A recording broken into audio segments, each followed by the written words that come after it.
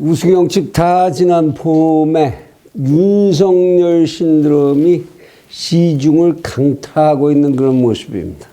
채널 24K 하석영의 단도직입. 오늘은 이 윤석열 신드롬이라는 거를 좀 분석을 해볼까 합니다. 왜 그가 그만둬야 했나? 그리고 왜 많은 사람들은 이 윤석열에 그렇게 열광을 하나? 그리고 윤석열이 한국의 정치적 자산이 돼야 한다면 과연 어떻게 해야 할 것인가? 이런 얘기 세 가지 주제 정도로 나누어서 일단 좀 분석을 해봐야 될 것 같습니다. 윤석열, 그는 왜 그만두었을까? 아마도 그가 그동안에 해온 언행을 보면 아마도 임기를 마치고 싶었던 것이 그의 본심이 아니었을까라는 짐작을 하는데 무리가 없을 것 같습니다. 할 수만 있다면 당연히 임기를 당당하게 마치는, 그리고 나서 그 다음에 선택을 하는 그런 자연스러운 모습을 보이고 싶었겠죠.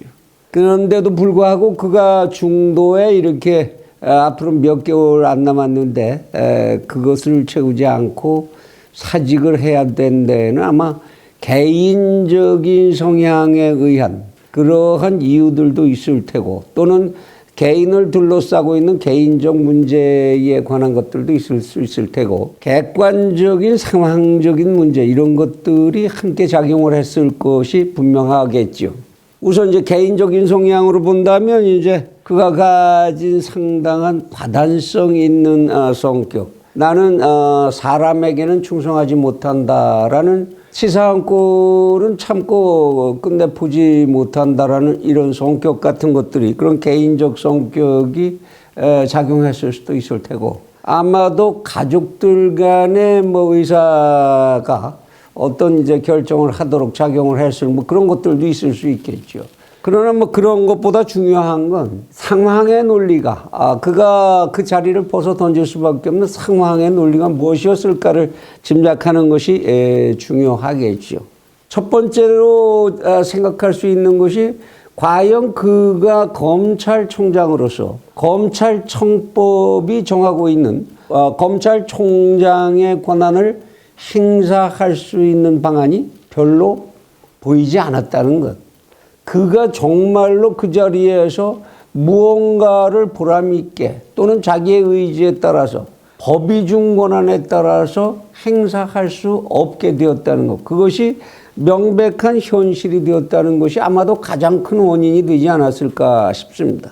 실제로 지금 검찰이 진행한 수사, 이 문재인 정권에 관련된 그런 수사들, 그 중에서 국민들이 보기에도 참 시원하게 잘 해결이 돼 나간다든지 하는 그런 수사의 진척 속도를 볼 수 있는 것이 거의 없습니다. 대표적인 예로 지난 4.15 총선과 관련돼서 부정선거 시비가 많았고, 윤석열 총장은 이 선거가 있기 전에 검찰 전체에게 강력하게 부정선거가 없도록 선거 관리를 잘하라고 지시했던 사실이 있었습니다. 그럼에도 불구하고 많은 부정선거 시비 논란이 생겼는데 여기에 대해서 검찰이 한 일은 지금 거의 보이지 않습니다. 또 하나, 법무부의 장차관을 비롯해서 권력과 관련되어 있는, 권력과 밀착되어 있는 이러한 인사들의 부정부조리, 피고발 고소 사건들, 이 사건들에 대한 수사가 전혀 진척을 보이고 있지 못하다. 최근 김학의 불법 출금 사태 같은 것은 바로 직계 밑에 있는 부하들조차 검찰총장을 오히려 겁박하는 이런 사태까지 벌어지고 있는 상황이죠. 결국 이러한 속에서 그 자리를 계속 지킨다는 것이 무슨 의미를 갖겠는가라는 강한 회의에 빠졌을 가능성, 그것은 부인하기 어려워 보입니다. 그리고 무엇보다도 중요한 것이 이제 지금 윤석열 총장을 겨냥해서 만들어지고 있는 것이 분명한 것으로 보이는 검사들의 출마 금지법, 검찰직을 그만두고 나서 1년 이내에는 공직선거에 출마할 수 없도록 만드는 소위 윤석열 출마 금지법이라는 것, 이것이 곧 입법된다면 윤석열 총장으로서는 본인이 정치할 의사가 있건 없건 간에 자기가 총장직을 그만두고 난 뒤에 대한민국으로서의 자유권이 부당하게 제약된다는 그런 모멸감을 감당하기 어려웠을 수도 있습니다. 이런 때에 마침 검찰을 해체하는 법이라고 얘기하는 중수처법 같은 것들이 거론이 되고 나니까 이때가 바로 명분을 가지고 물러날 수 있는 가장 적절한 시기다라는 판단을 하게 됐을 가능성이 상당히 높다고 생각이 됩니다.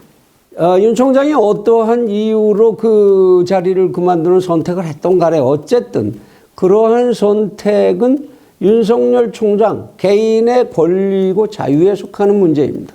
그가 그러한 선택을 하고 나서 그 다음에 어떠한 행보를 하든지 그것 또한 대한민국 국민으로서 가지게 되는 권리와 의무, 거기 범위 내의 일로서 타인들이 이러고 저러고 관여할 바는 되지 못한다고 봅니다.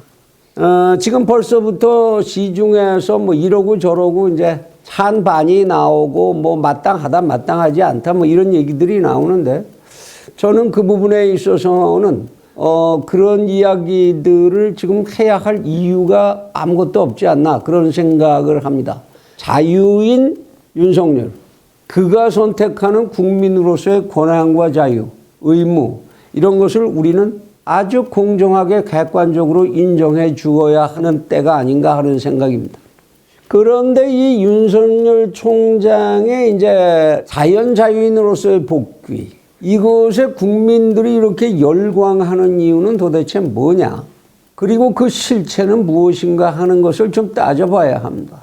지금 일부 이제 소위 우파 유튜버라고 하는 사람들 사이에서 그들을 중심으로 해서 이러한 소위 윤석열 신드롬이 강하게 퍼져나가고 있는데 거기에는 이제 많은 이유가 있겠죠. 윤석열 총장이 나 분명히 정치한다, 나 대통령 선거 나갈 거다 이런 말을 하지 않았음에도 불구하고 그러한 사실을 기정사실화하고 그쪽으로 마치 밀어가려고 하는 것처럼 하는 이러한 신드롬, 거기에는 어떤 이유가 있을까? 왜 이런 신드롬이 생기는 것일까를 생각해 봅니다. 그것은 더 말할 것도 없이 반문재인 저항 세력 또는 반민주당 저항 세력, 이들 속에서 번져나가고 있는 무기력함. 과거 같으면 글쎄요 이런 말을 해서는 될지 안 될지 모르겠습니다만은 군부의 어떤 변동이 있지 않을 움직임이 있지 않을까, 또는 학생들이 또다시 어떤 운동을 해주지 않을까, 이런 기대를 가질 수 있었지만 지금은 그럴 수 있는 시대도 아니고 그럴 수 있는 조건도 아닌 때이지요. 그렇다고 해서 야당의 역할을 기대하자니 그들은 너무도 무기력하고, 그러면 이 모두를 제외한 그럼 제야 시민 세력들, 그들 또한 결집하는 모습을 전혀 보여주지 못하고 있습니다. 친문, 친민주, 소위 친좌파 뭐 이런 세력들의 결집은 국민 전체 중에서 극소수임에도 불구하고 그것에 반대하는 세력들은 마치 구심점 없는 그러한 모래알 집단 같은 그런 역할 밖에는 하질 못했었다. 여기에 대한 대체제로서 윤석열에 대한 기대가 폭발하고 있는 것 아닌가, 그런 생각을 하게 됩니다. 쉽게 얘기해서 적군의 적은 우군이라는 논리, 이러한 심리적 논리가 강하게 작용을 한 결과가 오늘 같은 이런 우파 집단들 또는 뭐 중도 집단들 이쪽에 윤석열에 대한 기대가 폭증하는 이유가 되고 그가 대통령 후보가 됐으면 좋겠다라는 그러한 희망들이 폭발하고 있는 것이다. 이런 생각인 것입니다. 그런데 과연 이러한 열망은 정말로 정치적 생산성을 갖는 것이냐? 이것은 별개의 또 분석을 해보지 않으면 안 되는 과제가 됩니다. 흔히 지금 이제 야권에서도 그렇고 또는 뭐 반문재인 반민주당의 결집을 희망하는 세력 쪽에서 많이 나오는 얘기들이 중도 세력들과 함께 중도 세력으로의 확장, 지지세 확장, 뭐 이런 이야기들이 많이 나오고 있습니다만은, 그러나 실제로 우리 사회의 중도 세력은 정말로 그렇게 많은 것일까요? 우리나라의 선거가 있을 때마다 보여주는 투표율은 글쎄요, 70%를 넘어가지를 못합니다. 항상 그 미만, 아무리 많아봤자 67, 8%. 나머지 세력들은 투표 불참 세력이지 그들을 중도 세력이라고 보아야 하느냐? 그들을 중도 세력이라고 볼 수 있겠느냐? 그들을 과연 어떤 세력 쪽으로 끌어들일 수 있겠느냐? 그것은 의문입니다. 아마도 지금 중도라고 이야기되고 있는 그 집단들은 사실상 논리적 선택보다는 감성적 선택에 의해서 순간적으로 좌우되는 고정 지지층을 갖지 못한 집단을 일컫는 것뿐이고, 그들은 유혹과 선동에 굉장히 민감하게 반응하고 표변하는 성격을 가지고 있는 그런 집단들로 이해하는 것이 옳지 않은가 하는 생각을 하게 됩니다.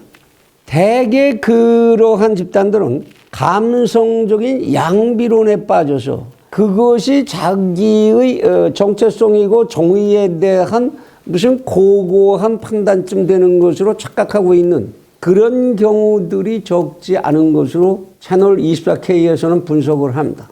그래서 그들은 대개 정치 소외 집단, 투표일 당일에 다 그 인간이나 그 인간이나지 뭐, 그 집단이나 그 집단이나 다 똑같지 뭐 라고 이야기하고 투표장에 가지 않는 정치 소외 세력이 되거나, 한때의 감정에 따라 선동과 유혹에 휘말리면서 나중에 가서는 반드시 아이고 내가 왜 그걸 찍었는지 손가락 자르고 싶어 라고 자괴감에 빠지는 그러한 집단들, 그런 경우가 거의 모두 중도로 오해되고 있는 것 아닌가, 그런 생각을 하게 됩니다.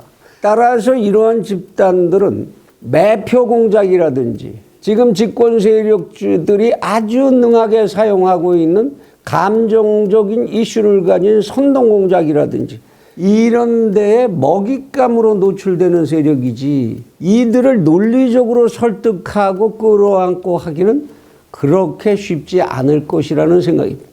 그래서 우리는 과연 윤석열이라고 하는 한 인간이 앞에 말씀드린 것과 같이 적과 대항하는 적의 적으로서 우리의 우군, 이렇게 막바로 판단하는데 사실상 현실적인 착각이 개입할 우려가 있다는 것을 진지하게 다시 한번 생각해 봐야 할 것이라는 생각을 합니다.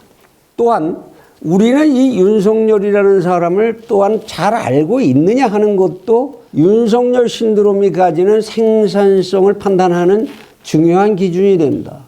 그가 공안검사 출신이라는 경력과 최근에 보여주는 집권층과의, 집권 세력과의 대결 과정에서 풀어놓는 언어들, 이런 것들을 보면 그가 호혼의 의지와 그리고 반공적 경향이 강하다는 것까지는 아마도 인정해야 하지 않나 싶은 생각을 합니다.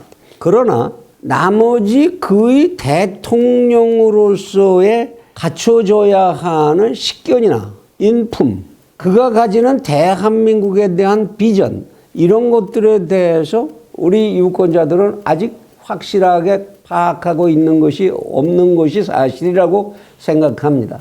그가 과연 정말로 사람에 충성하지 않는 그러한 기계와 절개를 가진 사람인지, 아니면 그것은 자신만의 신념, 다른 사람 대신, 권력자 대신 자신만의 신념이나 권력 의지에 충성하는 사람, 그런 성향을 가진 사람은 아닌지 아직은 솔직히 알 수가 없습니다. 왜냐? 그는 지금 현재의 집권 세력의 권력을 창출한 논리, 적폐청산의 논리를 최초로 현실적으로 실현시킨 사람이지요. 박근혜 전 대통령이 현재 감옥에 있는 이유, 그것은 바로 윤석열 총장이 만들어낸 경제공동체, 이익공동체 또는 묵시적 동의라는 이제 뇌물수수의 논리, 이것에 기초하고 있고, 그러한 그의 그런 논리는 지금의 법원, 친문재인계로 불려지는 지금의 법원의 일부의 행태, 그것과 서로 엮여 있었다는 사실을 부정하기 어렵습니다. 이 사건과 관련해서 이재용 삼성전자 회장을 기소하면서도 그는 검찰의 수사위원회가 불기소 처분하라고 권고한 사실까지도 무시했지요.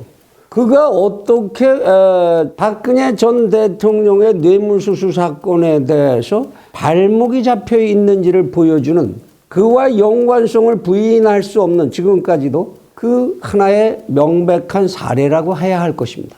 그러면 이제 끝으로 이러한 그가 사실 지금 많은 유권자들이 원하고 있는 대로, 바라는 대로 대한민국의 정치적 자산이 되려면 지금 현재 문재인 정권 또는 그를 둘러싼 민주당 집권 세력, 이들과 대항하고 이들의 논리로부터 대한민국을 정반대의 길로 구원해낼 수 있는, 보수 집단에서 가치관으로 보면 그렇게 보고 있는 것입니다만은, 구원해낼 수 있는 정치적 자산이 되기 위해서는 그럼 그는 어떤 행보를 지금부터 해야 하는가, 그 생각을 정리해야 할 것입니다. 무엇보다도 그는 앞에서 얘기했듯이 자신의 과거 결정에 대해서 직접적인 명쾌한 해명을 준비해야 할 것입니다. 그것에 대한 해명이 제대로 이루어지지 못할 경우에 상대방에게는 더 말할 것도 없고, 동일한 집단 내에서의 경쟁자, 그들에 의해서도 무척 많은 피해를 입게 될 가능성이 높다고 보기 때문입니다. 그리고 무엇보다도 지금 윤석열 총장이 보여주고 있는 행보, 검찰총장직을 나오자마자 이러저러한 기자 인터뷰를 하고 이러저러한 정치인을 만나고 하는 이러한 행보, 그것은 제가 보기에는 별로 이익이 없는 일들이 아닌가 싶은 생각이 듭니다. 지금은 침묵과 성찰이 필요한 시기다. 그런 자세를 보여주는 것이 필요한 시기다. 지금은 쇠뿔을 단김에 뺄 수 있는 그러한 시기가 아니다. 이런 판단이 필요하지 않은가 하는 생각입니다. 그러한 이유로 우선 자신이 알지 못하던 세계로 들어오고 들어가려고 한다면 현재 권력의 주변 세력의 변동과 자기와 경쟁 대상이 될 수 있는 경쟁 세력들의 행복, 변화 추이를 충분히 관찰하고 충분히 분석을 해봐야 할 필요가 있을 것입니다. 특히 그와 경쟁하는 또는 마주서는 상대방들은 공작 정치의 달인들이라는 사실을 간과하면 안 될 것입니다. 일단 지지 세력으로 보이는 속에도 윤석열 총장의 실수만을 기다리는, 그리고 그를 어느 순간에 어떻게 이용할까를 노리는 그러한 야바오꾼들이 얼마든지 숨어 있을 수 있다는 사실, 이것을 인식해야 할 것입니다. 그리고 무엇보다도 윤 총장의 가장 강력한 정신적 지지 기반으로 아마 앞으로도 상당 부분 영향을 주겠는데, 그의 심리 상태나 여러 가지 선택에 있어서 자기의 고향이라고 할 수 있는, 평생의 고향이라고 할 수 있는 검찰이겠죠.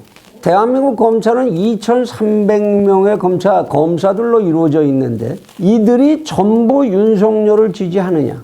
윤석열이 총장일 때까지는 그랬다 할지라도 윤석열이 총장 자리를 벗어난 뒤에도 그런 논리나 그런 흐름은 계속이 가능하겠느냐? 아마도 그렇게 생각하는 것은 지나친 낭만이 될 가능성이 높다고 봅니다. 현실적으로 그 자리를 유지하고 현실적 권력에 의해서 행동에 제약을 받는 검사들로서 지나간 윤석열 총장을 도와준다면 얼마를 도와주고 지지한다면 얼마를 지지할 수 있겠습니까? 그래서 권고합니다. 윤 총장을 상대하는 상대 세력들, 잠재적 그런 적대 세력들 또는 경쟁 세력들, 이들은 현실적으로 이미 자기들을 드러냈기 때문에 현실적인 행보를 숨길 수 있는 방법이 없지만, 지금 윤석열 총장 같은 경우에는 자기를 드러내지 않을 수 있는, 그럼으로써 자기를 드러내지 않음으로 해서 상대방들에게 극도의 스트레스를 오히려 부여할 수 있는 그러한 유리한 입지에 있다, 그런 자리에 놓여 있다라는 사실을 10분 이용할 줄 알아야 할 것입니다. 쉽게 얘기해서 전쟁을 하려고 하는 것이라면 전쟁을 하기 위해서 최소한의 시간, 최소한의 정력, 최소한의 물자를 사용하도록 하는 것, 그것이 명장이 강구해야 되는 전술이겠죠. 또한 당연하게도 윤석열 총장이 만일 대권 출마까지를 꿈꾸고 있다면 그는 반드시 상대방들을 결정적으로 공격할 수 있는 몇 개의 카드를 가지고 있어야 할 것입니다. 그리고 그 카드는 아주 정밀하게 계산되고 관리되어야 할 것이며, 그 카드를 꺼내는 시기, 이것이야말로 생사를 가름한다라는 생각으로 엄밀하게 계산하고 또다시 계산이 되어야 할 것입니다. 만일 그에게 그런 아무런 카드가 없다면 그가 보여줄 수 있는 것, 그것은 이제부터 만들어야 되는 것일 텐데, 그러한 카드를 새롭게 그의 손에 쥐어줄 사람들은 그의 주변에 아마 별로 없을 것으로 보입니다. 대한민국의 선거전을 위한 준비기간 1년은 생각보다 무척 깁니다. 대한민국 국민들같이 감정적인 선택을 많이 하는 유권자들에게 선거를 위한 준비기간은 짧으면 짧을수록 좋습니다. 그래서 대한민국의 선거는 항상 바람선거였던 것이죠. 따라서 그러한 선거기간을 길게 끌고 갈 생각을 하지 말고 아주 참신하고 유능한, 지금까지 구시대의 이름이 거의 들먹여지지 않았던 그러한 참신한 인재들을 침묵과 보안 속에서 철저하게 쇳덩어리같이 단단히 묶어 구성해야 할 것이고, 네트워크 형성에 최선을 다해야 할 것입니다. 분명히 기억해 두어야 할 것이, 변덕이 죽을 듯하는 대한민국 사회에서 현직이 아닌 거물 정치인 같은 것은 있지 않다. 그런 것은 있을 수가 없다. 대한민국에서는 권력을 내려놓는 순간 그는 권력을 갖지 않았던 것만도 못한 사람들이 되는 경우가 허다하다. 거물들에 의존할 생각을 한다면, 흘러간 유행가 가수들에게 의존하는 그러한 신진 가수들보다도 못한 어리석은 행보가 되고 선택이 될 것이라고 충고하고 싶습니다. 다시 강조하지만 빨리 자신을 드러내면 드러낼수록 위험성은 증가하고, 그 기간이 길어질수록 신드롬은 그 힘을 잃어갈 것입니다. 국민들이 바라는 희망, 기대, 이것도 압축시키고 농축시킬 줄 알아야 하는 그러한 기술을 가질 줄 알아야 하는 것이 지금 윤 총장이 대한민국의 정치적 자산이 되고자 한다면 유념하지 않으면 안 되는 전략일 것입니다. 자신을 지지할 가능성이 높은 유권자 집단들에게 아주 유효하고 즐거운 희망 고문을 할 줄 아는 그러한 기술을 침묵 속에서 터득하길 바랍니다. 현실적으로 이야기한다면 적어도 금년 상반기까지는 국내를 떠나든지 국내 어딘가에 조용히 집거하면서 호흡 조절을 하고 이러한 준비들을 철저히 갖추는 그런 시간을 가질 것을 권고하고 싶습니다. 끝으로 그러한 준비나 성찰의 시간을 통해서 본인이 직접 킹이 되는 것보다 킹메이커가 될 수 있는 것, 그 길도 하나의 경우의 수가 될 수도 있을 것이다라는 그런 권고를 남기고 싶습니다. 부디 어렵게 평생을 걸어온 그 행보가 대한민국의 미래와 공익을 위해서 아주 유용한 정치적 자산이 될 수 있기를 기원합니다.